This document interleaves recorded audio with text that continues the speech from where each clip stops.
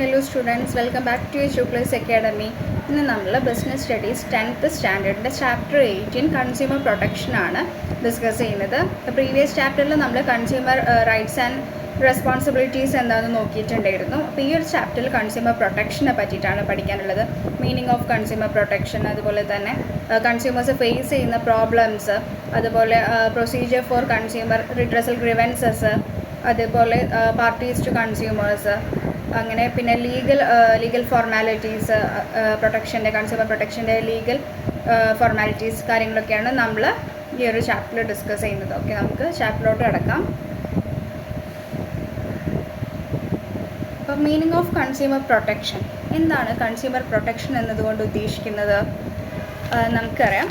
അധാർമികമായ വ്യാപാര പ്രവർത്തനങ്ങളിൽ നിന്നും ഉപഭോക്താക്കളെ സംരക്ഷിക്കുന്നതിനായി ആവശ്യമായും കൈക്കൊള്ളേണ്ടി വന്നതോ അല്ലെങ്കിൽ സ്വീകരിക്കേണ്ടി വരുന്നതോ ആയ നടപടിക്രമങ്ങളെയാണ് ഉപഭോക്തൃ സംരക്ഷണം എന്നതുകൊണ്ട് പറയുന്നത്. ഓക്കെ, അപ്പോൾ എന്താണ്? അപ്പോൾ നമുക്കറിയാം, നമ്മളെല്ലാവരും കൺസ്യൂമേഴ്സാണ്. അപ്പോൾ നമ്മളൊക്കെ കടയിൽ പോയിട്ട് സാധനങ്ങൾ വാങ്ങിക്കുന്ന ആളുകളാണ്. ഓക്കെ, ഒന്നെങ്കിൽ നമ്മളുടെ പേഴ്സണൽ യൂസിന് വേണ്ടിയിട്ടോ അല്ലെങ്കിൽ നമ്മുടെ വീട്ടിലുള്ള ഒരാൾക്ക് വേണ്ടിയിട്ടൊക്കെ നമ്മൾ ഓരോ സാധനങ്ങൾ കടയിൽ നിന്ന് വാങ്ങിക്കാറുണ്ട്. അപ്പോൾ നമ്മളെല്ലാവരും കൺസ്യൂമേഴ്സാണ്. അപ്പോൾ ഇപ്പോൾ ഒക്കെ പണ്ടത്തെ പോലെയല്ല, കുറേ മാറ്റങ്ങൾ വന്നിട്ടുണ്ട് ആ ഒരു കോൺസെപ്റ്റിൽ തന്നെ. ഇപ്പോൾ നമ്മൾ കൺസ്യൂമർ ഇസ് ദ കിങ് എന്ന് പറഞ്ഞിട്ടുള്ള ആ ഒരു കോൺസെപ്റ്റിലാണ് ഇപ്പോൾ പോയിക്കൊണ്ടിരിക്കുന്നത്.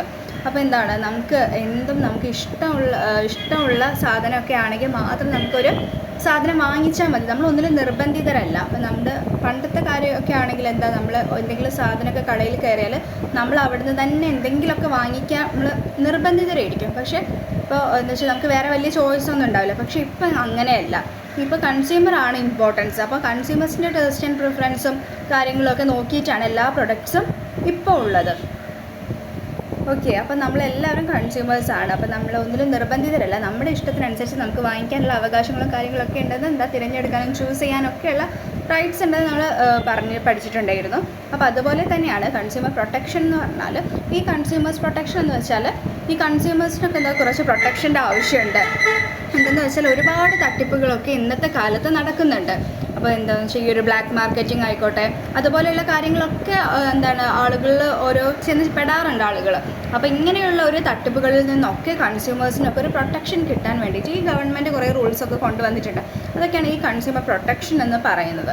ഓക്കെ, അപ്പോൾ നമുക്ക് നോക്കാം. അധാർമികമായ വ്യാപാര പ്രവർത്തനങ്ങളിൽ നിന്നും ഉപഭോക്താക്കളെ സംരക്ഷിക്കുന്നതിനായി ആവശ്യമായും കൈക്കൊള്ളേണ്ടി വരുന്നതോ അല്ലെങ്കിൽ സ്വീകരിക്കേണ്ടി വരുന്നതോ ആയ നടപടികളെയാണ് ഉപഭോക്തൃ സംരക്ഷണം എന്ന് പറയുന്നത്. എന്താണ് consumer protection? Refers to the act of providing adequate protection to consumers against the unscrupulous and exploitative and unfair trade practices of manufacturers and service providers. എന്താണെന്ന് വെച്ചാൽ കൺസ്യൂമേഴ്സിനൊക്കെ ആവശ്യമുള്ള ഒരു പ്രൊട്ടക്ഷൻ കൊടുക്കുക എന്നതാണ് ഇതുകൊണ്ട് ഉദ്ദേശിക്കുന്നത്. ഈ മാനുഫാക്ചേഴ്സിൻ്റെ അടുത്തു നിന്നാണെങ്കിലും അതുപോലെ സർവീസ് പ്രൊവൈഡേഴ്സിൻ്റെ അടുത്തു നിന്നാണെങ്കിലൊക്കെ നമ്മൾ നേരിടുന്ന എല്ലാ ബുദ്ധിമുട്ടുകളിൽ നിന്നും ഒക്കെ ഓരോ നമ്മുടെ പ്രൊഡക്ട്സിൻ്റെ ക്വാളിറ്റി ഇഷ്യൂസ്, അതുപോലെ ക്വാണ്ടിറ്റി ഇഷ്യൂസ് ഒക്കെ ഓരോ കാര്യങ്ങളുണ്ടാവുക. അപ്പോൾ ഈ ഓരോ രീതികളിൽ നിന്നും നമ്മൾ കൺസ്യൂമേഴ്സിന് ഒരു പ്രൊട്ടക്ഷൻ കൊടുക്കുക എന്നാണ് കൺസ്യൂമർ പ്രൊട്ടക്ഷൻ കൊണ്ട് ഉദ്ദേശിക്കുന്നത്. ഓക്കെ, ഇനി നമുക്ക് കൺസ്യൂമേഴ്സ് നേരിടുന്ന പ്രോബ്ലംസ് എന്തൊക്കെയാണെന്ന് നോക്കാം. Problems faced by consumers. ഉപഭോക്താക്കൾ അവരുടെ ദൈനംദിന ജീവിതത്തിൽ നേരിടേണ്ടി വരുന്ന വിവിധ പ്രശ്നങ്ങൾ വിശദീകരിക്കുക. അപ്പോൾ ഫസ്റ്റ് വണ്ണാണ് മായം ചേർക്കൽ. എന്താണ് മായം ചേർക്കൽ എന്നുകൊണ്ട് ഉദ്ദേശിക്കുന്നത്? മായം ചേർക്കലാണ് ഉപഭോക്താക്കൾ നേരിടേണ്ടി വരുന്ന പ്രധാന പ്രശ്നം. താണതരം ഉൽപ്പന്നങ്ങൾ വിൽപ്പന നടത്തേണ്ട ഉൽപ്പന്നങ്ങളോടൊപ്പം കൂട്ടിക്കലർത്തി വിൽക്കുന്നതിനെയാണ് മായം ചേർക്കൽ എന്ന് പറയുന്നത്. മായം ചേർക്കാൻ ഉപയോഗിക്കുന്ന താണതരം ഉൽപ്പന്നങ്ങൾ ആരോഗ്യത്തിന് ഹാനികരമാകുന്നു. അപ്പം നമുക്കറിയാം, നമ്മളിപ്പോൾ ഒരു സാധനം വാങ്ങിക്കാനൊക്കെ ചെന്നപ്പോൾ ഓരോ പൊടികളൊക്കെ നമ്മുടെ ഓരോ സാധനങ്ങൾ, മുളക് പൊടി, അങ്ങനത്തെ ഓരോ കാര്യങ്ങളൊക്കെ എന്ന് വെച്ചാൽ ആ ഒരു ഓർഗാനിക് ആയിട്ടുള്ള സാധനമല്ല, കുറേ മിക്സ് ചെയ്തിട്ടും ഓരോ മായം ചേർത്ത് വരുന്ന കുറേയൊക്കെ വിഷാംശങ്ങൾ അടങ്ങിയ പ്രൊഡക്റ്റ് ആയിരിക്കും നമുക്ക് കിട്ടുന്നത്. അപ്പോൾ ആ ഒരു നമ്മൾ ഫേസ് ചെയ്യുന്ന ഒരു ബുദ്ധിമുട്ടാണ്, ഒരു പ്രോബ്ലമാണ് മായം ചേർക്കൽ എന്ന് പറയുന്നത്. ഇപ്പോൾ ഏത് ഫുഡ് ഐറ്റംസിൻ്റെ കാര്യത്തിലാണെങ്കിലും വേറെ എന്ത് കാര്യത്തിലാണെങ്കിലും ഈ ഒരു മായം ചേർക്കലുണ്ട്. അപ്പോൾ അത് നമ്മൾ കൺസ്യൂമേഴ്സ് ഫേസ് ചെയ്യുന്ന ഒരു ഫസ്റ്റ് പ്രോബ്ലമാണ്. നെക്സ്റ്റ് വൺ, കൃത്രിമോൽപ്പന്നങ്ങളുടെ വിൽപ്പന. വില കുറഞ്ഞ വസ്തുക്കൾ യഥാർത്ഥ ഉൽപ്പന്നത്തിന് പകരമായി നൽകി വ്യാപാരികൾ പലപ്പോഴും ഉപഭോക്താക്കളെ കബളിപ്പിക്കപ്പെടുത്താറുണ്ട്. മരുന്നുകളുമായി ബന്ധപ്പെട്ടാണ് ഇത്തരം കബളിപ്പിക്കൽ നടക്കുന്നത്. അപ്പോൾ ഈ വില കുറഞ്ഞ വസ്തുക്കളൊക്കെ എന്താണ്, യഥാർത്ഥ ഉൽപ്പന്നത്തിനൊക്കെ പകരമായിട്ട് ഒരു ക്വാളിറ്റി കുറഞ്ഞ സാധനങ്ങളൊക്കെ തന്നിട്ട് എന്താണ് ഇവരിങ്ങനെ കൃത്രിമം നടത്തും. അപ്പോൾ അതും നമ്മൾ ഫേസ് ചെയ്യുന്ന ഒരു പ്രോബ്ലമാണ്, കൃത്രിമ ഉൽപ്പന്നങ്ങളുടെ വിൽപ്പന. നെക്സ്റ്റ്, തെറ്റായ അളവുകളും തൂക്കങ്ങളും. ഉൽപ്പന്നങ്ങൾ വിൽപ്പന നടത്തുമ്പോൾ ചില കച്ചവടക്കാർ തെറ്റായ അളവുകളും തൂക്കങ്ങളുമാണ് ഉപയോഗിക്കുന്നത്. പലപ്പോഴും യഥാർത്ഥത്തിൽ വേണ്ടതിനേക്കാൾ കുറഞ്ഞ തൂക്കത്തിലോ അളവിലോ ആയിരിക്കും ഉൽപ്പന്നങ്ങൾ ഉപഭോക്താക്കൾക്ക് കിട്ടുന്നത്. അപ്പോൾ നമ്മൾ ഇപ്പോൾ ഒരു സാധനങ്ങൾക്ക് പച്ചക്കറികളോ അങ്ങനെ എന്തെങ്കിലുമൊക്കെ സാധനങ്ങളൊക്കെ വാങ്ങിക്കാനൊക്കെ പോവുകയാണെങ്കിൽ അവരപ്പോൾ അത് കറക്റ്റായിട്ടൊന്നും ആയിരിക്കില്ല ചിലപ്പോൾ തരുന്നുണ്ടാവുക. അപ്പോൾ അവർ അതിലും കുറച്ച് അഡ്ജസ്റ്റ്മെൻ്റ് ഒക്കെ കാണിച്ചിട്ട് എന്താണ് ഒരു ഇപ്പോൾ ഇത്ര കിലോ ആണെങ്കിൽ ആ ഒരു കിലോ കുറച്ച് അതിൽ നിന്ന് കുറച്ചിട്ടൊക്കെ ആയിരിക്കും നമുക്ക് കറക്റ്റായിട്ട് തരുന്നത്. അപ്പോൾ അതിലൊക്കെ ഈ അളവുകളിലും ഒക്കെ വരുന്ന ചെറിയ വേരിയേഷൻസ്, തെറ്റായിട്ടുള്ള കാര്യങ്ങളിലൂടെ തെറ്റായ അളവുകളും തൂക്കങ്ങളും ഒക്കെ വെച്ചിട്ട് നമുക്ക് തരും. പക്ഷെ നമ്മൾ കൊടുക്കുന്നത് എന്താണ്, നമ്മൾ പറഞ്ഞ ആ ഒരു കിലോ കണക്കിനുള്ള പൈസയ്ക്ക് നമ്മൾ കൊടുക്കുക, പക്ഷെ അതിൽ നിന്ന് അവരൊരു ചെറിയൊരു എമൗണ്ട് അവർക്കൊരു ലാഭത്തിന് വേണ്ടിയിട്ട് അവർ കുറയ്ക്കുന്നുണ്ട്. അപ്പോൾ അത് നമ്മൾ ഫേസ് ചെയ്യുന്ന കൺസ്യൂമേഴ്സ് ഫേസ് ചെയ്യുന്ന ഒരു പ്രോബ്ലമാണ്, തെറ്റായ അളവുകളും തൂക്കങ്ങളും ഒക്കെ. നെക്സ്റ്റ്, ഡ്യൂപ്ലിക്കേറ്റ് ഉൽപ്പന്നങ്ങൾ എന്ന് വെച്ചാൽ ചിലർ വ്യാജ ഉൽപ്പന്നങ്ങൾ വിൽപ്പന നടത്തി ഉപഭോക്താക്കളെ വഞ്ചിക്കാറുണ്ട്. പ്രാദേശികമായി ഉൽപ്പാദിപ്പിച്ച ഉൽപ്പന്നങ്ങൾ പലപ്പോഴും ഇറക്കുമതി ചെയ്ത ഉൽപ്പന്നങ്ങളാണെന്ന വ്യാജേന വിൽപ്പന നടത്തുന്നു. ഈ ഡ്യൂപ്ലിക്കേറ്റ് ഉൽപ്പന്നങ്ങൾ അവർ തരാറുണ്ട്. അപ്പോൾ നമ്മളടുത്ത് അത് അത്ര ഫസ്റ്റ് ക്വാളിറ്റി സാധനമാണെന്നൊക്കെ പറയും, പക്ഷെ അവർ പറയും ഇമ്പോർട്ടഡ് ആണ്, പുറത്തുനിന്ന് ഇറക്കിയതാണ്, അങ്ങനെയൊക്കെയാണ് എന്നൊക്കെ പറഞ്ഞിട്ട് നമ്മളെന്താണ് ആൾക്കാരെ കബളിപ്പിക്കും. പക്ഷെ അതൊരു ഡ്യൂപ്ലിക്കേറ്റ് സാധനമായിരിക്കും. അങ്ങനെ ആ ഒരു കാര്യവും നമ്മൾ കൺസ്യൂമേഴ്സ് ഫേസ് ചെയ്യുന്ന ഒരു പ്രോബ്ലമാണ്. അതുപോലെ പൂഴ്ത്തിവയ്പും കരിഞ്ചന്തയും എന്ന് വെച്ചാൽ പൂഴ്ത്തിവയ്പും കരിഞ്ചന്തയുമാണ് ഉപഭോക്താക്കൾ പലപ്പോഴും നേരിടേണ്ടി വരുന്ന പ്രധാന പ്രശ്നം. ഏതെങ്കിലും അവശ്യ സാധനം വിപണിയിൽ ലഭ്യമാകാതെ വരുമ്പോൾ അതിൻ്റെ സ്റ്റോക്ക് കച്ചവടക്കാർ മനഃപൂർവ്വം തടഞ്ഞു വയ്ക്കുന്നു. ഇത് വിലക്കയറ്റത്തിന് കാരണമാകും. ഇങ്ങനെ പൂഴ്ത്തിവെച്ച ഉൽപ്പന്നങ്ങൾ ഉയർന്ന വിലയ്ക്ക് വിൽക്കുന്നതിനെയാണ് കരിഞ്ചന്ത എന്ന് പറയുന്നത്. അപ്പോൾ അതാണ് ഈ ബ്ലാക്ക് മാർക്കറ്റിംഗ് ഒക്കെ എന്ന് വെച്ചാൽ പൂഴ്ത്തിവയ്പും കരിഞ്ചന്തയും. അതെന്ന് വെച്ചാൽ അതൊരു മേജർ പ്രോബ്ലമാണ്. അപ്പോൾ നമുക്ക് എന്തെങ്കിലും സാധനത്തൊക്കെ ഭയങ്കര ഡിമാൻഡ് കൂടിക്കഴിഞ്ഞാൽ ആ ഒരു സാധനം ആ ഒരു അവൈലബിൾ ആവാതെ വരുന്ന ടൈമിൽ ഇവരെ കയ്യിൽ സാധനം സ്റ്റോക്ക് ഉണ്ടെങ്കിലും ഇവരെന്താണ് അതപ്പം സപ്ലൈ ചെയ്യാതെ അത് അവർ തടഞ്ഞു വെക്കും, അവരുടെ കസ്റ്റഡിയിൽ തന്നെ വെച്ചിട്ട്. കുറച്ചും കൂടി കഴിഞ്ഞാൽ തീരെ സാധനം കിട്ടില്ല എന്ന് കണ്ടാൽ എന്താണ് ഡിമാൻഡ് കൂടും, അതുപോലെ പൈസയും കൂടും.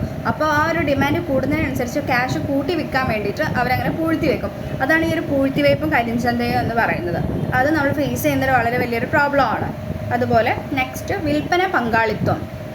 പലപ്പോഴും ഒരു ഉൽപ്പന്നം വാങ്ങിക്കുമ്പോൾ മറ്റൊരു ഉൽപ്പന്നം വാങ്ങിക്കണമെന്നോ അല്ലെങ്കിൽ സർവീസ് ചാർജ് മുൻകൂട്ടി അടയ്ക്കണമെന്നോ നിബന്ധനയോ വിൽപ്പനക്കാരൻ വയ്ക്കുന്നതിനെയാണ് വിൽപ്പന പങ്കാളിത്തം എന്ന് പറയുന്നത്. അപ്പോൾ നമ്മളിപ്പോൾ ഒരു സാധനം വാങ്ങിക്കാൻ ചെന്ന് കഴിഞ്ഞാൽ ആ ഒരു പ്രൊഡക്റ്റ് മാത്രമല്ലാതെ മറ്റൊരു സാധനം കൂടെ ചിലപ്പോൾ വാങ്ങിക്കുമ്പോഴോ വാങ്ങിക്കണം എന്നൊക്കെ ഒരു കണ്ടീഷൻസ് ഒക്കെ ഒരു വെക്കും, അല്ലെങ്കിൽ അതിൻ്റെ ഒരു സർവീസ് ചാർജ് കൂടെ നമ്മൾ മുൻകൂട്ടി അടയ്ക്കണം.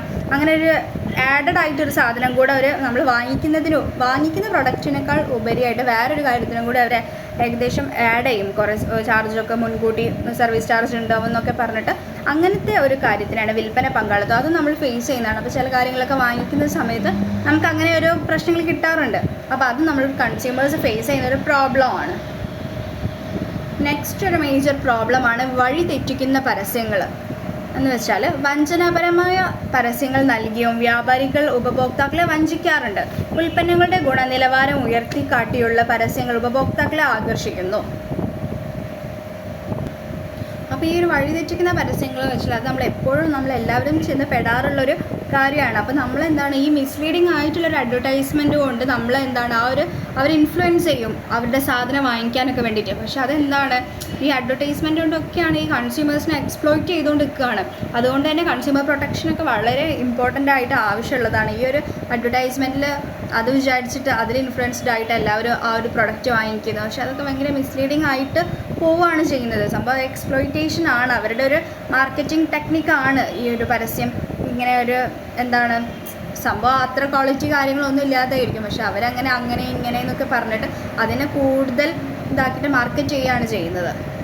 അത് നമ്മൾ ഫേസ് ചെയ്യുന്നൊരു പ്രോബ്ലമാണ്. അതുപോലെ നിലവാരമില്ലാത്ത ഉൽപ്പന്നങ്ങളുടെ വിൽപ്പന എന്ന് പറഞ്ഞാൽ പല കമ്പനികളും നിശ്ചിത നിലവാരമില്ലാത്ത ഉൽപ്പന്നങ്ങൾ വിതരണം നടത്തി ഉപഭോക്താക്കളെ വഞ്ചിക്കാറുണ്ട്. അപ്പോൾ ഒരു മിനിമം സ്റ്റാൻഡേർഡോ മിനിമം ക്വാളിറ്റിയോ ഇല്ലാത്തൊരു പ്രൊഡക്റ്റിനൊക്കെ തന്നിട്ടായിരിക്കും അവരുടെ നല്ലതാണെന്നൊക്കെ പറഞ്ഞിട്ട് നമ്മളെ കബളിപ്പിക്കും. അപ്പോൾ പല കമ്പനികളുടെയൊക്കെ എന്താ വെച്ചാൽ ലോക്കലായിട്ട് കിട്ടുന്ന ഓരോ പ്രൊഡക്റ്റും കാര്യങ്ങളൊക്കെ തന്നിട്ട് ഇത് ക്വാളിറ്റി ഉള്ളതാണ് പറഞ്ഞിട്ടൊക്കെ പറ്റിക്കാറുണ്ട്. അതൊക്കെയാണ് ഒരു നിലവാരമില്ലാത്ത ഉൽപ്പന്നങ്ങളുടെയൊക്കെ വിൽപ്പന. അപ്പോൾ ഇതൊക്കെ കൺസ്യൂമേഴ്സ് ഫേസ് ചെയ്യുന്ന പ്രോബ്ലംസാണ്. ഇതിനൊക്കെ എഗെയിൻസ്റ്റ് ആയിട്ടാണ് ഈ കൺസ്യൂമർ പ്രൊട്ടക്ഷൻ വന്നിട്ടുള്ളത്. അപ്പോൾ നമ്മൾ ഈ ഒരു ഫേസ് ചെയ്യുന്ന കാര്യങ്ങൾക്കൊക്കെ എന്താണ് നമുക്ക് അനുകൂലമായിട്ടൊരു എന്താണ് നമ്മുടെ സൈഡിൽ നിന്നൊരു പ്രൊട്ടക്ഷൻ്റെ ആവശ്യമുണ്ട്. അപ്പോൾ അവരുടെ ഒരു സൈഡിൽ നിന്ന് ഗവൺമെൻറ്റിൻ്റെ ഒക്കെ സൈഡിൽ നിന്ന് അപ്പോൾ ആ ഒരു പ്രൊട്ടക്ഷന് വേണ്ടിയിട്ടാണ്, ആളുകൾ വഞ്ചിക്കപ്പെടാതിരിക്കാൻ വേണ്ടിയിട്ടാണ് ഇങ്ങനെ ഒരു കൺസ്യൂമർ പ്രൊട്ടക്ഷനൊക്കെ ഗവൺമെൻറ് ഇറക്കിയിട്ടുള്ളത്. ഓക്കെ, ഇനി പാർട്ടീസ് ടു കൺസ്യൂമർ പ്രൊട്ടക്ഷൻ. ഉപഭോക്തൃ സംരക്ഷണത്തിൽ 3 കക്ഷികൾ ഉൾപ്പെടുന്നുണ്ട്. അതായിരിക്കാണ് ഉപഭോക്താവ്, വ്യാപാരികൾ, ഗവൺമെൻറ്. അപ്പോൾ ആദ്യം നമുക്ക് ഫസ്റ്റ് ആയിട്ടുള്ള ഉപഭോക്താവിനെ നോക്കാം. സ്വയം സഹായമാണ് ഏറ്റവും നല്ല സഹായം. ഇതിനായി തങ്ങളുടെ അവകാശങ്ങൾ അറിയാനും അവ പ്രാവർത്തികമാക്കാനും ഓരോ ഉപഭോക്താവും ശ്രമിക്കേണ്ടതാണ്. ഉപഭോക്തൃ വിദ്യാഭ്യാസം ലഭിക്കുന്നതിന് തങ്ങൾക്ക് പറയുവാനുമുള്ള അവകാശമുണ്ട്. അതാണ് ഉപഭോക്താവിൻ്റെ കാര്യം. നമ്മളെല്ലാവരും ഉപഭോക്താവാണെന്ന് പറഞ്ഞു. അപ്പോൾ നമുക്ക് അതിനെ പറ്റിയിട്ടൊക്കെ കൺസ്യൂമർ പ്രൊട്ടക്ഷനെ പറ്റിയിട്ടും നമ്മുടെ റൈറ്റ്സ് ആൻഡ് റെസ്പോൺസിബിലിറ്റീസിനെ പറ്റിയിട്ടും ഒരു പ്രൊഡക്റ്റ് വാങ്ങിയിട്ട് നമ്മൾ വഞ്ചിക്കപ്പെട്ടാൽ അതിനെതിരെ നമ്മൾ എന്തൊക്കെ ചെയ്യണം, അതിനെന്തൊക്കെയാണ് നമ്മൾ കൊടുക്കേണ്ടത്, നമ്മൾ എന്തൊക്കെ രീതിയിലാണ് അതിന് എതിരായിട്ട് പ്രവർത്തിക്കേണ്ടതെന്നൊക്കെ നമുക്ക് നമുക്ക് ആ ഒരു എഡ്യൂക്കേഷനിലൂടെ നമുക്ക് മനസ്സിലാവും. ഈ ഒരു കൺസ്യൂമറിസത്തിലൂടെയൊക്കെ നമുക്ക് ഉപഭോക്തൃവൽക്കരണത്തിലൂടെയൊക്കെയാണ് ഇത് മനസ്സിലാക്കാൻ പറ്റുന്നത്.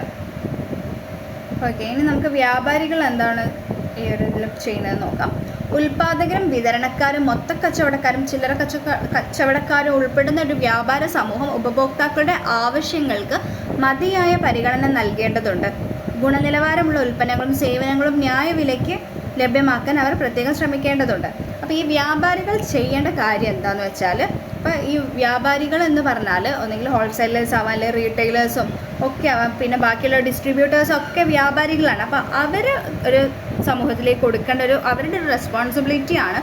അവരുടെ തരുന്ന പ്രൊഡക്റ്റ് അല്ലെങ്കിൽ ക്വാളിറ്റി ആയിട്ടുള്ളൊരു പ്രൊഡക്റ്റും ആയിരിക്കണം, അതുപോലെ അതിന് ന്യായമായ വില ആയിരിക്കണം, അതുപോലെ ഇങ്ങനെ ഗുണനിലവാരം ഇല്ലാത്തതൊന്നും തന്നിട്ട് ആരും പറ്റിക്കാൻ പാടില്ല. അപ്പോൾ അവരുടെ ഒരു റെസ്പോൺസിബിളാണ്, ഈ വ്യാപാരികളുടെ ഒരു റെസ്പോൺസിബിലിറ്റിയാണ് ഇതൊക്കെ അവർ അഷ്യൂർ ചെയ്യുന്നുണ്ടോ എന്ന് ഉറപ്പ് വരുത്തണമെങ്കിൽ ഒന്ന് മെയിൻറ്റെയിൻ ചെയ്യുക ഒരു നല്ല നിലവാരമുള്ള പ്രൊഡക്റ്റ്. അതുപോലെ തന്നെ എല്ലാവർക്കും അഫോർഡ് ചെയ്യാൻ പറ്റുന്നത്. കുത്തനെ വില കൂട്ടി കഴിഞ്ഞാൽ ആർക്കും വാങ്ങിക്കാൻ പറ്റില്ല. അപ്പോൾ അതൊക്കെ അവർ ശ്രമിക്കേണ്ടതും അവർ ചെയ്യേണ്ട ഒരു പ്രവൃത്തിയാണ്. പ്രത്യേകം അവർ ശ്രദ്ധിക്കണം, ഇതൊക്കെയാണോ അവർ ചെയ്യുന്ന ഒരു പോളിസി ഇങ്ങനെയാണോ എന്നുള്ളതും അവർ ശ്രദ്ധിക്കേണ്ടത്. അപ്പം നമുക്ക് ഈ സമൂഹത്തിനോടൊരു ഉത്തരവാദിത്വമുണ്ട്. അപ്പോൾ അത് നിറവേറ്റേണ്ടത് ഇതിലൂടെയാണ് അവർ വ്യാപാരികൾ. ഇനി നമുക്ക് ഗവൺമെൻറ്റിൻ്റെ സൈഡിൽ എന്താണെന്ന് നോക്കാം. സമൂഹത്തിൻ്റെ പൊതു താൽപ്പര്യം എന്ന നിലയിൽ ഉപഭോക്തൃ സംരക്ഷണം ഗവൺമെൻറ്റിൻ്റെ കടമയാകുന്നു. ഉപഭോക്താക്കളുടെ താൽപ്പര്യങ്ങൾ സംരക്ഷിക്കുന്നതിനായി പുതിയ നിയമങ്ങൾ നടപ്പാക്കുന്നതിനും നിലവാരമുള്ള നിയമങ്ങളിൽ ആവശ്യമായ ഭേദഗതികൾ വരുത്തുന്നതിനും നിലവിലുള്ള നിയമങ്ങളിൽ ആവശ്യമായ ഭേദഗതി വരുത്തുന്നതിനും സർക്കാർ ശ്രദ്ധിക്കേണ്ടതാണ്. അപ്പോൾ അപ്പോൾ ഗവൺമെൻറ്റിനും ഒരു ഉത്തരവാദിത്വമുണ്ട്, ആ ഒരു കടമയുണ്ട് ഗവൺമെൻറ്റിൻ്റെ. സമൂഹത്തിൻ്റെ പൊതു താല്പര്യത്തെയൊക്കെ സംരക്ഷിക്കണം എന്നൊരു കടമയാണ് ഗവൺമെൻറ്റിൻ്റെ ഇതുള്ളത്. അപ്പോൾ ആ ഉപഭോക്താക്കളുടെ ആ ഒരു താല്പര്യങ്ങളൊക്കെ സംരക്ഷിക്കുന്നതിനും അതുപോലെ പുതിയ നിയമങ്ങളൊക്കെ കൊണ്ടുവരാനും ഇപ്പം നിലവിലുള്ള നിയമങ്ങളൊക്കെ ഒന്ന് അമെൻമെൻറ്റ് ചെയ്യാനും ഒക്കെയുള്ള ഒരു അധികാരവും ഒക്കെ ഉണ്ട് സർക്കാരിന്. അപ്പോൾ അതൊക്കെ സർക്കാർ ശ്രദ്ധിക്കേണ്ട കാര്യങ്ങളാണ്. അപ്പോൾ പാർട്ടീസ് ടു കൺസ്യൂമേഴ്സ് എന്ന് പറഞ്ഞാൽ വ്യാപാരികളും അതുപോലെ തന്നെ ഉപഭോക്താവും ഗവൺമെൻറ്റും ആണ്. ഓക്കെ, ഇനി നമുക്ക് ലീഗൽ പ്രൊട്ടക്ഷൻ ഓഫ് കൺസ്യൂമേഴ്സ് എന്തൊക്കെയാണെന്ന് നോക്കാം. ഉപഭോക്താക്കളുടെ താല്പര്യങ്ങൾ സംരക്ഷിക്കുന്നതിനായി സർക്കാർ തയ്യാറാക്കിയ വിവിധ നിയമങ്ങളുണ്ട്. അപ്പോൾ ആ നിയമങ്ങൾ ഏതൊക്കെയാണ്? ഫസ്റ്റ് വൺ, കാർഷികോൽപ്പന്ന നിയമം 1937. നെക്സ്റ്റ് വ്യവസായ നിയമം 1951. നെക്സ്റ്റ് മായം ചേർക്കൽ നിരോധന നിയമം 1954. നെക്സ്റ്റ് ആവശ്യവസ്തു നിയമം 1955. നെക്സ്റ്റ് അളവ് തൂക്ക നിയമം 1956. നെക്സ്റ്റ് കുത്തക നിയന്ത്രിത കച്ചവട നിയമം 1969. കരിഞ്ചന്ത തടയൽ ആവശ്യ സാധന പരിപാലന നിയമം 1989. Next bureau of Indian standard act 1986. Next one ഉപഭോക്തൃ സംരക്ഷണ നിയമം 1986. അപ്പോൾ ഇതൊക്കെയാണ് ഈ ലീഗൽ പ്രൊട്ടക്ഷൻ ഓഫ് കൺസ്യൂമേഴ്സ്. അപ്പോൾ വിവിധ തരം നിയമങ്ങളാണ് ഇതൊക്കെ. ഉപഭോക്താക്കളുടെ താല്പര്യങ്ങൾ സംരക്ഷിക്കുന്നതിന് വേണ്ടിയിട്ടുള്ള ഗവൺമെൻറ്റിൻ്റെ സൈഡിൽ നിന്ന് വരുന്ന നിയമങ്ങളാണ് ഇതൊക്കെ, ഈ ലീഗൽ പ്രൊട്ടക്ഷൻ ഓഫ് കൺസ്യൂമേഴ്സ്. ഈ നിയമങ്ങൾ അതൊക്കെ എന്തൊക്കെയാണെന്ന് നമുക്ക് നോക്കാം. ഫസ്റ്റ് വൺ, കാർഷികോൽപ്പന്ന നിയമം. കാർഷികോൽപ്പന്ന നിയമം എന്ന് പറഞ്ഞാൽ കാർഷിക ഉൽപ്പന്നങ്ങൾ തരം തിരിച്ച് ഗുണനിലവാരം പരിശോധിച്ച് ഗവൺമെൻറ്റിൻ്റെ കാർഷിക വിപണന വകുപ്പിൻ്റെ അഗ്മാർക്ക് മുദ്ര പതിപ്പിക്കുന്നതിന് ഈ നിയമം അനുമതി നൽകുന്നു. അതാണ് കാർഷിക ഉൽപ്പന്ന നിയമം കൊണ്ട് ഉദ്ദേശിക്കുന്നത്. അപ്പോൾ അത് കാർഷിക ഉൽപ്പന്നങ്ങൾക്ക് തരംതിരിച്ചിട്ട് ഗുണനിലവാരം അതിൻ്റെ ക്വാളിറ്റി പരിശോധിച്ചിട്ട് ഗവൺമെൻറ്റിൻ്റെ കാർഷിക വിപണന വകുപ്പിൻ്റെ ഒരു മുദ്ര, അവരുടെ ഒരു അഗ്മാർക്ക് മുദ്ര ഉണ്ട്, അത് പതിപ്പിക്കണം. അതാണ് ഈ നിയമത്തിൽ പറയുന്നത്. നെക്സ്റ്റ് വ്യവസായ നിയമം. വ്യവസായ നിയമം കൊണ്ട് ഉദ്ദേശിക്കുന്നത് ചില ഉൽപ്പന്നങ്ങളുടെ ഉൽപ്പാദനത്തിനും വിതരണത്തിലും തക്കതായ നിയന്ത്രണങ്ങൾ വരുത്തുകയാണ് ഈ നിയമത്തിലൂടെ ചെയ്യുന്നത്. ഏതെങ്കിലും ഉൽപ്പന്നത്തിൻ്റെ ഉൽപ്പാദനത്തിൽ കുറവ് സംഭവിക്കുകയോ ഗുണനിലവാരം മോശമാകുകയോ ചെയ്താൽ ഗവൺമെൻറ്റിൻ്റെ കർശന ഇടപെടൽ ഈ നിയമം മൂലം ഉണ്ടാകുന്നു. അപ്പോൾ ഈ ഒരു വ്യവസായ നിയമം കൊണ്ട് ഉദ്ദേശിക്കുന്നത് ഓരോ ഉൽപ്പന്നങ്ങളൊക്കെ അവർ വിതരണത്തിലും ഒക്കെ ഓരോ നിയന്ത്രണങ്ങൾ വരുത്തുന്നുണ്ട്. അപ്പോൾ ഈ ഒരു നിയമത്തിൽ എന്ന് വെച്ചാൽ എന്തെങ്കിലും ഉൽപ്പന്നത്തിൻ്റെയൊക്കെ അളവിലൊക്കെ എന്തെങ്കിലും ചെയ്യിച്ച കാര്യങ്ങളോ അതേപോലെ ഗുണനിലവാരത്തിലൊക്കെ എന്തെങ്കിലുമൊക്കെ ഒരു കൃത്രിമം കാണിച്ച് മോശമായിട്ടുള്ള ഒരു ഗുണനിലവാരമുള്ള സാധനമൊക്കെയാണ് കൊടുക്കുന്നതെങ്കിൽ ഗവൺമെൻറ്റിൻ്റെ ഒരു ഇടപെടലുണ്ടാവും. അത് ഗവൺമെൻറ്റിൻ്റെ ഇതിൽ നിന്ന് അവർ ഐഡൻറ്റിഫൈ ചെയ്ത് കഴിഞ്ഞാൽ ഈ നിയമം മൂലം അവർക്ക് അതിനുള്ള പ്രശ്നം ഉണ്ടാവും. ഏത് കമ്പനിയാണോ ഏത് പ്രൊഡക്റ്റിനാണോ അവരിങ്ങനെ ചെയ്യുന്നത്. അപ്പോൾ ആ ഒരു ഗുണനിലവാരം കാര്യങ്ങളൊക്കെ വരുന്നത് തന്നെയാണ് ഈ വ്യവസായ നിയമത്തിൽ ഉൾപ്പെടുത്തിയത്. നെക്സ്റ്റ് മായം ചേർക്കൽ നിരോധന നിയമം. ഈ നിയമത്തിൽ പറയുന്നത് ഭക്ഷ്യവസ്തുക്കളിൽ മായം ചേർത്താലുള്ള കടുത്ത ശിക്ഷകൾ നിശ്ചയിക്കുന്നത് ഈ നിയമം മൂലമാണ്. മായം ചേർന്ന ഉൽപ്പന്നങ്ങൾ ഉൽപ്പാദിപ്പിക്കുന്നതും വിതരണം ചെയ്യുന്നതും വിൽപ്പന നടത്തുന്നതും സംഭരിച്ചു വയ്ക്കുന്നതുമെല്ലാം ശിക്ഷാ നടപടികൾക്ക് ഇടവരുത്തുന്നതാണ്. അപ്പോൾ ഈ ഒരു മായം ചേർക്കലൊക്കെ അപ്പോൾ എന്തെങ്കിലുമൊക്കെ അത് ഭക്ഷ്യവസ്തുക്കളിലുള്ള മായം ചേർക്കലിനെയാണ് ഈ ഒരു കടുത്ത ശിക്ഷയായിരിക്കും ഈ മായം ചേർക്കൽ നിരോധന നിയമത്തിലൂടെ കിട്ടുന്നത്. അതാണ് അതിന് എന്താണ് വിൽപ്പന നടത്തുക, മായം ചേർത്ത ഭക്ഷണ പദാർത്ഥങ്ങൾ ഉൽപ്പാദിപ്പിക്കുകയും വിതരണം ചെയ്യുന്നതും അത് വിൽപ്പന നടത്തുകയും അത് സ്റ്റോർ ചെയ്ത് വെക്കുന്നതും ഒക്കെ എന്താണ് ഈ ഒരു മായം ചേർക്കൽ നിരോധന നിയമത്തിലൂടെ ശിക്ഷാ നടപടികൾക്ക് ഇടവരുത്തുന്നതാണ്. നെക്സ്റ്റ് ആവശ്യവസ്തു നിയമം. ആവശ്യവസ്തു നിയമം എന്ന് പറഞ്ഞാൽ സർക്കാരിന് ഏതൊരു ഉൽപ്പന്നത്തെയും ആവശ്യവസ്തുവായി പ്രഖ്യാപിക്കാം. അതുവഴി ഇത്തരം ഉൽപ്പന്നങ്ങളുടെ ഉൽപ്പാദനവും വിതരണവും കച്ചവടവും ഗവൺമെൻറ്റിൻ്റെ നിയന്ത്രണത്തിലാവുന്നു. ഗവൺമെൻറ് നിയന്ത്രിക്കാവുന്നതാണ്. അപ്പോൾ ആവശ്യവസ്തു നിയമം എന്ന് പറഞ്ഞാൽ അതൊരു സർക്കാരിൻ്റെ ഏത് ഉൽപ്പന്നത്തിന് വേണമെങ്കിലും അത് ആവശ്യവസ്തുവായിട്ട് സർക്കാരിന് പ്രഖ്യാപിക്കാനുള്ളൊരു ഇതുണ്ട്, ആ ഒരു പവറുണ്ട്. അപ്പോൾ അതുവഴി ഏതെങ്കിലും ഉൽപ്പന്നങ്ങളുടെ ഉൽപ്പാദനവും വിതരണവും കച്ചവടവും ഒക്കെ ഗവൺമെൻറ്റിന് അതിന് നിയന്ത്രിക്കാൻ ഉള്ളൊരു പവറും കൂടെ ഉണ്ട്. അതാണ് ആവശ്യവസ്തു നിയമം എന്ന് പറഞ്ഞാൽ. അത് ഏത് പ്രൊഡക്റ്റാണോ അവർ അവരുടെ ഒരു ആവശ്യവസ്തുവായിട്ട് പ്രഖ്യാപിക്കാൻ നമുക്കറിയില്ല, അത് അവരുടെ ചോയ്സാണ്. അപ്പോൾ ഗവൺമെൻറ്റിൻ്റെ കൺട്രോളിലായിരിക്കും ആ ഒരു വസ്തുവിൻ്റെ എല്ലാ ഒരു നടപടിയും ഉണ്ടാവുക. അതിൻ്റെ കച്ചവടമാണെങ്കിലും വിതരണമാണെങ്കിലും ഒക്കെ ഗവൺമെൻറ് നിയന്ത്രിക്കാനുള്ളൊരു അവകാശമുണ്ട്. നെക്സ്റ്റ് അളവ് തൂക്ക നിയമം. അളവ് തൂക്ക നിയമം എന്ന് പറഞ്ഞാൽ രാജ്യത്ത് എവിടെയും അംഗീകൃത അളവുകളും തൂക്കങ്ങളുമാണ് ഉപയോഗിക്കേണ്ടതെന്ന നിയമം അനുശാസിക്കുന്നു. നീളം അളക്കുന്നതിനുള്ള അടിസ്ഥാന യൂണിറ്റ് മീറ്ററും ഭാരം അളക്കുന്നതിനുള്ള അടിസ്ഥാന യൂണിറ്റ് കിലോഗ്രാമുമായി നിജപ്പെടുത്തിയിരിക്കുന്നു. അപ്പോൾ ഈ ഒരു അളവ് തൂക്ക നിയമമുണ്ട്. അപ്പം നമ്മൾ പറഞ്ഞിരുന്നു ഓരോ നമുക്ക് കറക്റ്റ് അളവിനൊന്നായിരിക്കും ഒരു സാധനങ്ങൾ വിൽക്കുന്നത്, ചെറിയ നേരിയ വ്യത്യാസവും കാര്യങ്ങളൊക്കെ ഉണ്ട്. അപ്പോൾ അതൊക്കെ സംബന്ധിച്ചിട്ടുള്ളതാണ് ഈ ഒരു അളവ് തൂക്ക നിയമം ഏർപ്പെടുത്തിയിട്ടുള്ളത്. അപ്പം നീളം അളക്കാനുള്ളതിനാണെങ്കിലും മീറ്ററും ഭാരം അളക്കാനാണെങ്കിലും കിലോഗ്രാമുമായിട്ട് നിജപ്പെടുത്തിയിട്ടുണ്ട്. അപ്പം അതിൻ്റെ ഒരു അടിസ്ഥാനത്തിലേ അത് നമുക്ക് നടത്താൻ പാടുള്ളൂ. നെക്സ്റ്റ് കുത്തക നിയന്ത്രിത കച്ചവട നിയമം. കുത്തക നിയന്ത്രിത കച്ചവട നിയമം എന്ന് പറഞ്ഞാൽ ഈ നിയമപ്രകാരം ഉപഭോക്താക്കൾക്കും ഉപഭോക്തൃ സംഘടനകൾക്കും അധാർമികവും നിയന്ത്രിതവുമായ വാണിജ്യ മുദ്രകൾക്കെതിരെ പരാതി സമർപ്പിക്കുന്നതിനും പരിഹാരം തേടുന്നതിനുമുള്ള അവകാശമുണ്ട്. അതാണ് കുത്തക നിയന്ത്രിത കച്ചവട നിയമം. അപ്പോൾ എന്തെങ്കിലുമൊക്കെ കൃത്രിമവും കാര്യങ്ങളൊക്കെ കാണിച്ചിട്ടുണ്ടെങ്കിൽ അധാർമികവും നിയന്ത്രിതവുമായ വാണിജ്യ മുദ്രകൾക്കെതിരെ പരാതി സമർപ്പിക്കുന്നതിനും പരിഹാരം തേടുന്നതിനുമായ ഒരു അവകാശമുണ്ട്. അതാണ് കുത്തക നിയന്ത്രിത കച്ചവട നിയമം. അത് ഉപഭോക്താക്കൾക്കും ഉപഭോക്തൃ സംഘടനകൾക്കും ഈ ഒരു ഇതിനെതിരെ സമർപ്പിക്കാൻ പറ്റും. പരിഹാരം തേടുന്നതിനും ഒക്കെ മുദ്രകൾക്കെതിരെ പരാതി സമർപ്പിക്കുന്നതിനും പരിഹാരം തേടുന്നതിനും അവകാശമുണ്ട്. അതാണ് കുത്തക നിയന്ത്രണ കച്ചവട നിയമം. നെക്സ്റ്റ്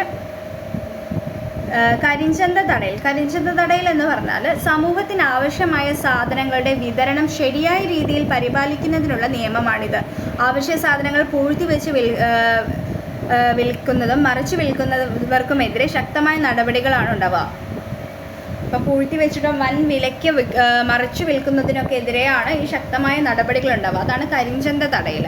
അപ്പോൾ സമൂഹത്തിന് ആവശ്യമായ സാധനങ്ങളുടെ വിതരണമൊക്കെ ഒരുപോലെ നടക്കുന്നുണ്ടോ, അത് ശരിയായ രീതിയിൽ പരിപാലിക്കുന്നതിനുള്ളൊരു നിയമമാണ് ഇത് കരിഞ്ചന്ത തടയൽ.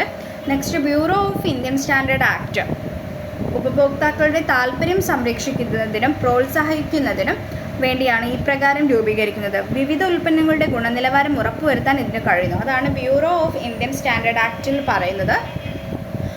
കൺസ്യൂമേഴ്സിൻ്റെ ഇൻട്രസ്റ്റും കാര്യങ്ങളൊക്കെ ഇഷ്ടങ്ങളൊക്കെ സംരക്ഷിക്കുന്നതിനും പ്രോത്സാഹിപ്പിക്കുന്നതിനും വേണ്ടിയിട്ടുള്ളൊരു നിയമമാണിത്. അപ്പോൾ വിവിധ ഉൽപ്പന്നങ്ങളുടെ ഗുണനിലവാരം ഉറപ്പുവരുത്താനാണ് ഈ ബ്യൂറോ ഓഫ് ഇന്ത്യൻ സ്റ്റാൻഡേർഡ് ആക്റ്റിൽ പറയുന്നത്.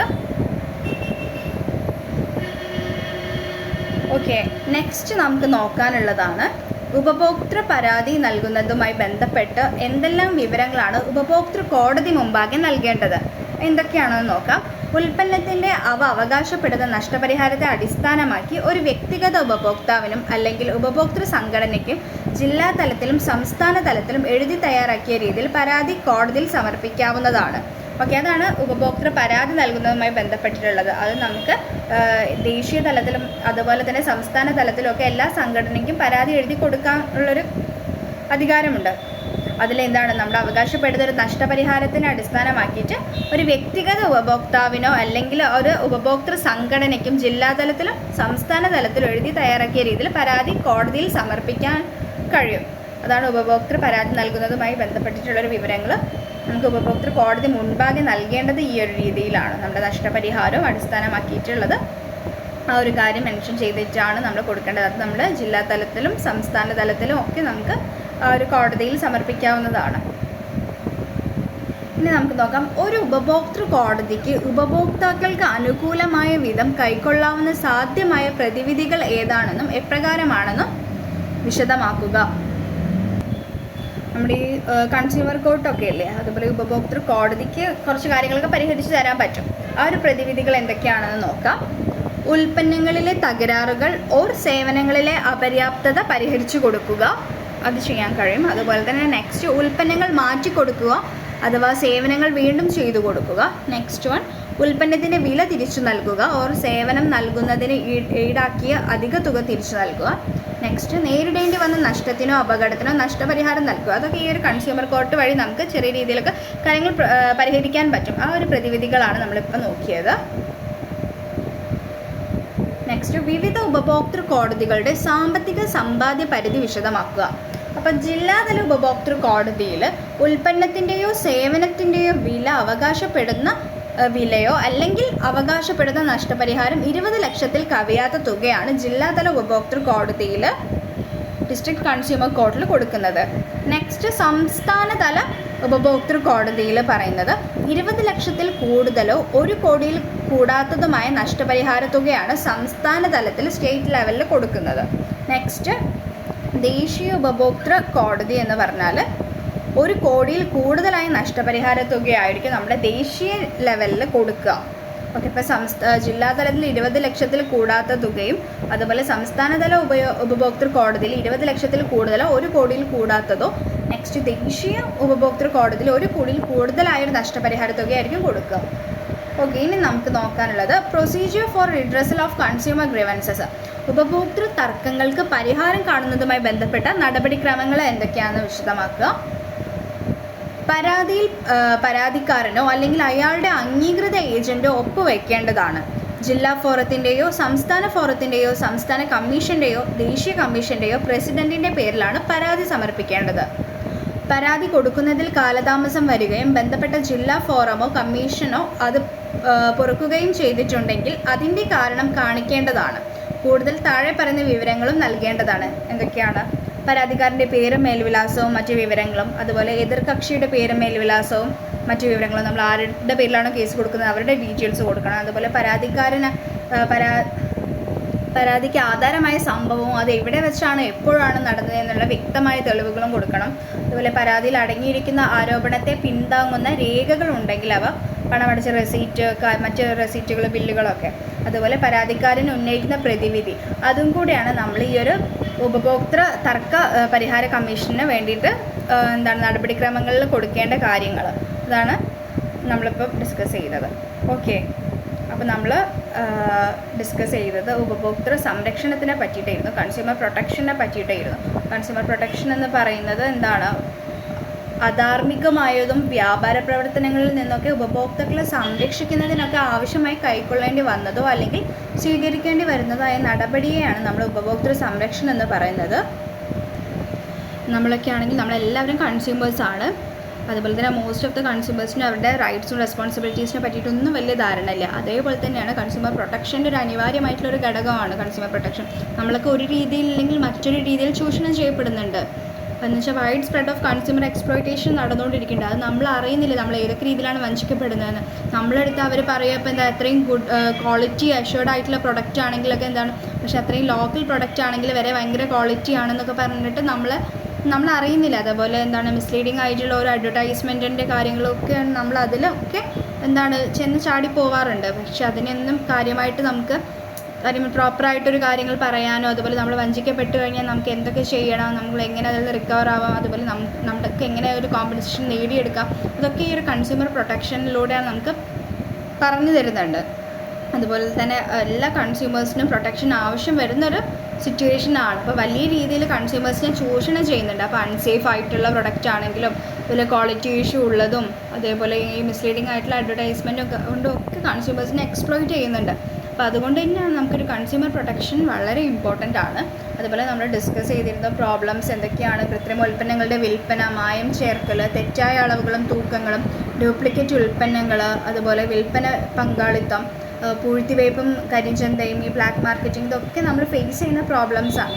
അതുപോലെ പാർട്ടീസ് ടു കൺസ്യൂമർ പ്രൊട്ടക്ഷൻ ഉപഭോക്താവും വ്യാപാരികളും ഗവൺമെൻറ്റും ഒക്കെയാണ്. അതുപോലെ നമ്മൾ ഡിസ്കസ് ചെയ്തിരുന്നു ഗവൺമെൻറ്റിൻ്റെ ലീഗൽ പ്രൊട്ടക്ഷൻ ഓഫ് കൺസ്യൂമേഴ്സ്. പലതരം പ്രൊട്ടക്ഷൻസ് ഉണ്ട്. അപ്പോൾ നമുക്കൊക്കെ അതിലൂടെയൊക്കെ നമ്മൾ ഏതൊക്കെ രീതിയിൽ നമ്മൾ ചൂഷണം ചെയ്യപ്പെട്ടാൽ അതിനൊക്കെ പ്രതിവിധിയായിട്ടും അതിനൊക്കെ ചോദ്യം ചെയ്യാൻ വേണ്ടിയിട്ട് ഓരോ ആക്റ്റുകൾ നമുക്കുണ്ട്. അപ്പോൾ ഈ ഒരു ഇപ്പോഴത്തെ ഒരു സിറ്റുവേഷനിൽ നമ്മൾ ഇതിനെ പറ്റിയിട്ട് നമുക്കിതിപ്പോൾ എക്സാമിന് എഴുതാൻ വേണ്ടി മാത്രമല്ല, നമ്മൾ ഈ ഒരു നിയമങ്ങളെയും കാര്യങ്ങളെയൊക്കെ പറ്റിയിട്ട് കൺസ്യൂമർ പ്രൊട്ടക്ഷനെ പറ്റി കുറച്ച് അവെയർ ആയി കഴിഞ്ഞാൽ തന്നെ നമുക്ക് എന്താണ്, നമ്മൾ ഒരു രീതിയിൽ വഞ്ചിക്കപ്പെടില്ല. നമുക്ക് ഇതിനെ പറ്റിയിട്ടൊക്കെ ഒരു അറിവ് ലഭിക്കും. നമ്മൾ ഏത് തരത്തിലുള്ളൊരു ചൂഷണത്തിലാണ് ചെന്നതെങ്കിലും നമുക്ക് അതിനനുസരിച്ചിട്ട് നമ്മുടെ ആ ഒരു ഉപഭോക്തൃ കൺസ്യൂമർ കോർട്ടൊക്കെ ഉണ്ട്. നമുക്ക് ആ ഒരു നിയമത്തിലൂടെ നമുക്ക് എന്തായാലും നമ്മുടെ നഷ്ടപരിഹാരം ലഭിക്കുകയൊക്കെ ചെയ്യും. അപ്പോൾ നമ്മളിതിനൊക്കെ പറ്റിയിട്ട് നല്ല അവെയർ ആയിരിക്കണം കൺസ്യൂമർ പ്രൊട്ടക്ഷനെ പറ്റിയിട്ടും കാര്യങ്ങളെ പറ്റിയിട്ടൊക്കെ. അത് നമുക്ക് ലൈഫ് ലോങ് നമ്മുടെ ഇതിൽ അപ്ലൈ ചെയ്യാവുന്നതാണ്. നമ്മൾ ഏതെങ്കിലും തരത്തിൽ വഞ്ചിക്കപ്പെട്ടാൽ എന്ത് ചെയ്യണം എന്നുള്ളതൊക്കെ. ഓക്കെ, അപ്പോൾ അത്രയായിരുന്നു നമ്മൾ ഈ ഒരു കൺസ്യൂമർ പ്രൊട്ടക്ഷൻ എന്ന ചാപ്റ്ററിൽ ഡിസ്കസ് ചെയ്തുകൊണ്ടിരുന്നത്. ഓക്കെ, നമുക്ക് ക്ലാസ് വൈൻഡപ്പ് ചെയ്യാം. Thank you.